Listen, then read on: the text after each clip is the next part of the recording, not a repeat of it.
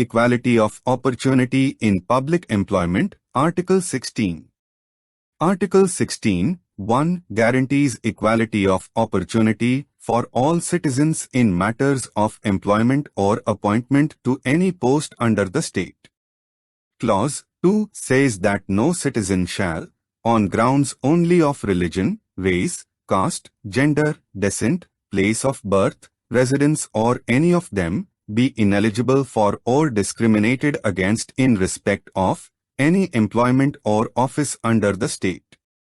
Clauses 1 and 2 of Article 16 lay down the general rule that no citizen can be discriminated against or be ineligible for any employment or office under the state on grounds only of religion, race, caste, gender, descent, place of birth or residence. Article 16, 1 and 2 applies only in respect of employment or office under the state. Clauses 3, 4, 4-A, 4-B, and 5 of Article 16 provide for exceptions to this general rule of equality of opportunity. Clause 4 enables the state to make provision for the reservation of posts in government jobs in favor of any backward class of citizens which, in the opinion of the state, is not adequately represented in the services of the state. The newly added Clause 4-A, added by 77th Amendment, 1995, empowers the state to make any provision for reservation in matters of promotions for SC and CENTs which, in the opinion of the state, are not adequately represented in the services under the state. The Constitution, 81st Amendment, Act 2000 has added a new Clause 4-B after Clause 4-A in Article 16 of the Constitution which seeks to end the 50% limit for scheduled castes and scheduled tribes and other backward classes in backlog vacancies which could not be filled up due to the non-availability of eligible candidates of these categories in the previous year or years. Clause 5 saves a law from the operation of Clauses 1 and 2 which provides for the incumbent of any office a religious qualification for appointment. It is to be noted that under Article 16 the guarantee against discrimination is limited to employment and appointment under the state. Article 15, however, is more general and deals with all cases of discrimination which do not fall under Article 16. Article 16 embodies the particular application of general rule of equality laid down in Article 14 with special reference for appointment and employment under the state. Article 16 guarantees equality of opportunity in matters of appointment in state services. It does not, however, prevent the state from prescribing the necessary qualifications and selective tests for recruitment for government services. The qualifications prescribed may, besides mental excellence, include physical fitness, sense of discipline, moral integrity, and loyalty to the state. Where the appointment requires technical knowledge, technical qualification may be prescribed. The character and antecedents of candidates may be taken into consideration for appointments in government services. The selective test, however, must not be arbitrary. It must be based on reasonable ground and have nexus between the qualifications and the object, that is, post or the nature of the service. In Pandurangarao vs. Andhra Pradesh Public Service Commission, AIR 1963, the petitioner, who was a lawyer in some district of the state, was applicant for the post of the district munsif under the state judicial service. He was qualified in every respect, except that he was not at that time practicing as an advocate in the Andhra High Court. The Supreme Court held that the rule which required that only a lawyer practicing in the High Court and the notification issued thereunder was unconstitutional. There was no reasonable nexus between the qualification and the alleged object of an applicant possessing knowledge of the local laws which could be acquired by any lawyer practicing in any court. For appointment to a particular post, a minimum educational qualification can be prescribed. Thus, a requirement that the professor in orthopedics must have a postgraduate degree in that subject is valid. An appointment to an ex-cadre selection post can be made on the ground of seniority only. The government can appoint to such post such persons to whom it considers as most suitable, and the court will uphold such an appointment unless it is done mala fide. Equality of opportunity in matters of employment can be predicated only between persons who are either seeking the same employment or have obtained the same employment, and that equality of opportunity in matters of employment under Article 16(1) means equality between members of the same class of employees and not equality between members of separate independent classes. Thus, in All India Station Masters Association versus General Manager, Central Railway, AIR 1960, a rule enabling guards to be promoted to higher grade station masters than the roadside station masters was held not to be violative of Article 16, as roadside station masters and guards were recruited and trained separately and had separate avenues of promotion. They belonged to two distinct and separate classes, between whom there was no scope for predicating equality of opportunity in matters of promotion. Similarly, Article 16 does not forbid the creation of different grades in the government service. Thus, where the rules made income tax officers of Class I eligible for appointment as Assistant Commissioners, but did not make income tax officers Class II eligible for appointment as Assistant Commissioner, it was held that there could be no question of denial of equality of opportunity. But if different standards of promotion are laid down in relation to the same class of income tax officers, Article 16 would be violated. In C.B. Muthamma versus Union of India, AIR 1979, a provision in service rules requiring a female employee to obtain the permission of the government in writing before her marriage is solemnized and denying her the right to be promoted on the ground that the candidate was married woman was held to be discriminatory against women and hence unconstitutional. The petitioner was denied promotion to Grade I of the Indian Foreign Service only on this ground. However, the court made it clear that it does not mean that the men and women are equal in all occupations and in all situations, and do not exclude the need to pragmatize where the requirements of particular employment, the sensitivities of gender or the peculiarities of social sectors of the handicaps of either gender may compel selectivity. But save where the differentiation is demonstrable, the rule of equality must govern. In Madan Mohan Sharma versus State of Rajasthan, AIR 2008, the appellants challenged the eligibility qualification during selection process as violative of Article 16 of the Constitution. An advertisement was issued for appointment of the post of teacher grade 3 of secondary examination. The selection criteria were changed during selection process. The court held that once an advertisement is issued, the selection process should continue as per advertisement. In the advertisement issued, criteria for selection to post of grade 3 was secondary examination.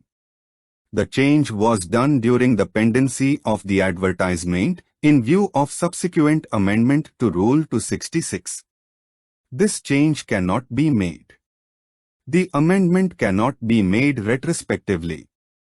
In Air India versus Nargesh Mirza, AIR 2008, The petitioner challenged the validity of the regulations under which they could retire at the age of 35 years or if they got married within 4 years of their service or on first pregnancy on the ground that they were discriminatory and violative of Articles 14, 15 and 16 of the Constitution.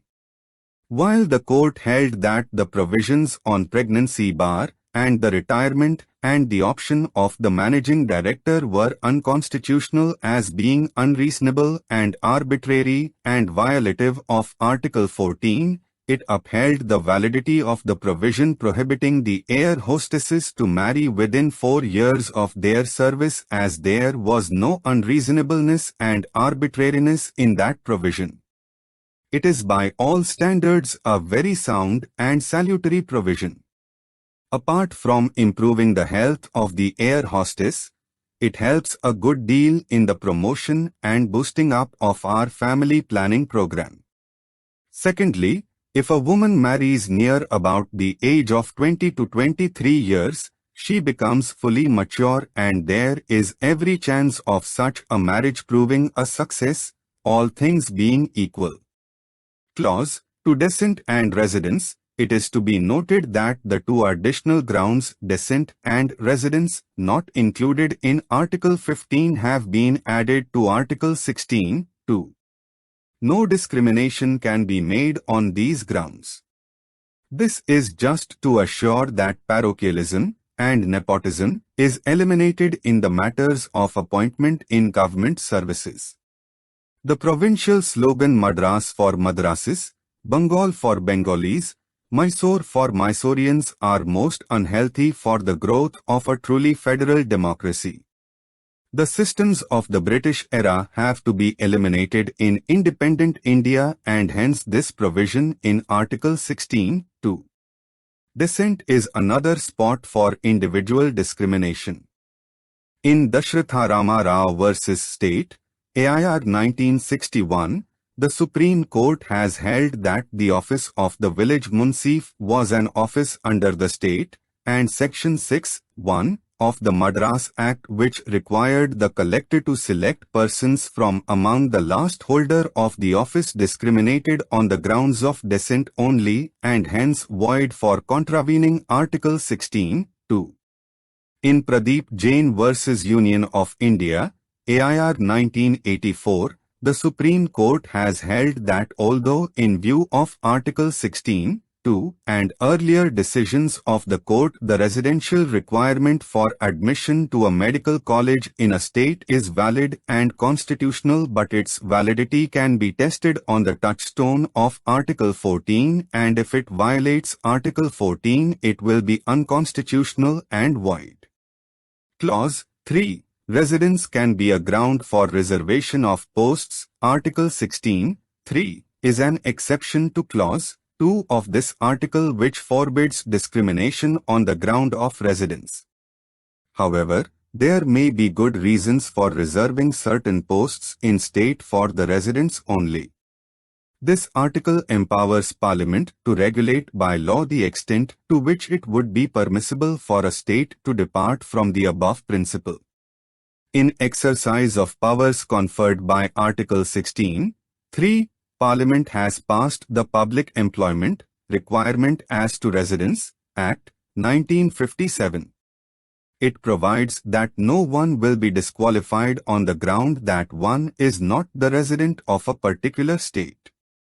However, the Act makes an exception for employment in Himachal Pradesh, Manipur, Tripura and Telangana. This exception is for a period of 5 years and because of the backwardness of these areas. In Narsimha Rao vs. State of Andhra Pradesh, AIR 1970, the Supreme Court declared part of the Act unconstitutional which prescribed residence as qualification for government services in Telangana area of the state of Andhra Pradesh. The word state in Article 16, 3 signifies the whole of the state and not parts of the state and therefore residential qualification can be prescribed for the whole of the state. Though Parliament can reserve certain posts in the residents of Andhra Pradesh for the residents of the state, but it cannot reserve posts in Telangana for the residents of Telangana only, which is a part of the state. Clause 4. Reservation for backward classes, Article 16, 4, is the second exception to the general rule embodied in Articles 16, 1 and 2. It empowers the state to make special provision for the reservation of appointments of posts in favor of any backward class of citizens which in the opinion of the state are not adequately represented in the services under the state. Thus, Article 16, 4 applies only if two conditions are satisfied. 1. The class of citizens is backward, and 2. The said class is not adequately represented in the services of the state. The second test cannot be the sole criterion. In Balaji's case, AIR 1963, the Supreme Court has held that the caste of a person cannot be the sole test for ascertaining whether a particular class is a backward class or not. Poverty, occupation, place of habitation may all be relevant factors to be taken into consideration. Though the caste of a person cannot be the sole test for determining the backwardness of a class, but if an entire caste is found to be socially and educationally backward, it may be included in the list of backward classes. However, the court said that it does not mean that once a caste is considered backward class, then it should continue to be backward for all the times. The government should review the test, and if a class reaches the state of progress where reservation is not necessary, it should delete that class from the list of the backward classes. Article 16, 4 must be interpreted in the light of Article 335, which says that the claims of the scheduled castes and the scheduled tribes shall be taken into consideration consistently with the maintenance of efficiency of administration. The reservations for backward classes should not be unreasonable. It should be considered having regard to the employment opportunities of the general public. The scope of Article 16, 4 was considered by the Supreme Court in Devdasu v. Union of India, AIR 1964.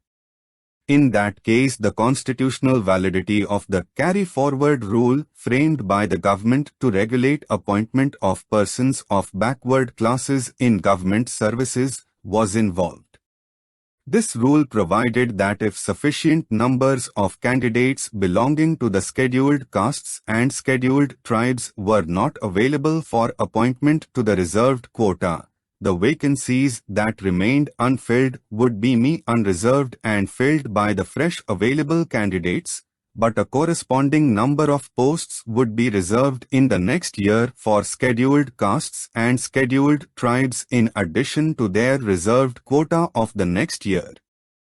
The result was to carry forward the unutilized balance, that is, unfilled vacancies in the second and third years at one time. In actual effect, 68% of the vacancies were reserved for scheduled castes and scheduled tribes.